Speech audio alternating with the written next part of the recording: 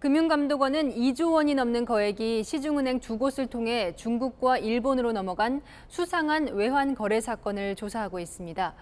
우리은행을 통해 4천억 원을 송금한 한 중소업체는 이미 검찰 수사선상에 올라 있는데요.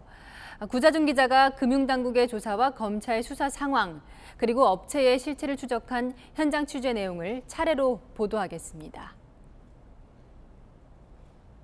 채널A가 확인한 우리은행의 내부 보고 내용입니다. 서울의 지점 한 곳에서 발생한 외화 송금 사건을 정리해놨습니다. 지난해 9월부터 올해 6월까지 5개 업체가 460여 차례에 걸쳐 7억 600만 달러, 우리 돈 약 8,500억 원을 해외 송금한 걸 확인했다는 내용입니다. 송금은 업체들이 인터넷 뱅킹으로 신청했는데 지난달 우리은행 내부 조사를 거쳐 일주일 만에 금융감독원에 보고됐습니다. 금감원은 보고 사흘 만에 전격 현장 검사에 착수했습니다. 비슷한 시기 신한은행에서도 이상한 외환 거래가 자체 조사에서 포착됐습니다. 2개 지점을 통해 1조 3천억 원에 이르는 해외 송금이 이루어진 겁니다. 주로 중국과 일본으로 보내진 돈이었습니다.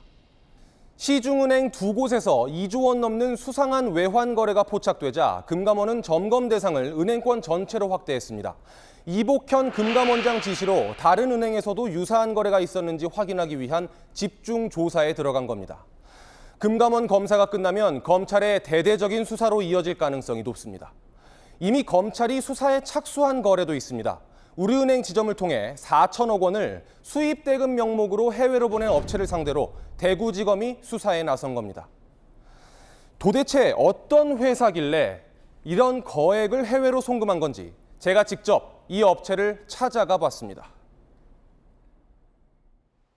수도권에 있는 아파트.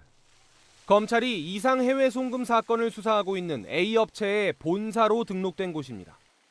A사의 법인 등기에는 지난해 4월 부산에서 설립됐고 올해 4월 이곳으로 사업장을 옮겼다고 적혀 있습니다.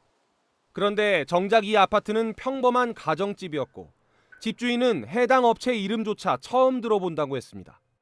귀금속 취급하시는 업체 아니세요? 네, 아닙니다. 무슨 회사요? 전혀 모르는데. 저희가 이사 온 지 2년 됐는데. 주인이 이 집을 산 건 지난 2020년 8월.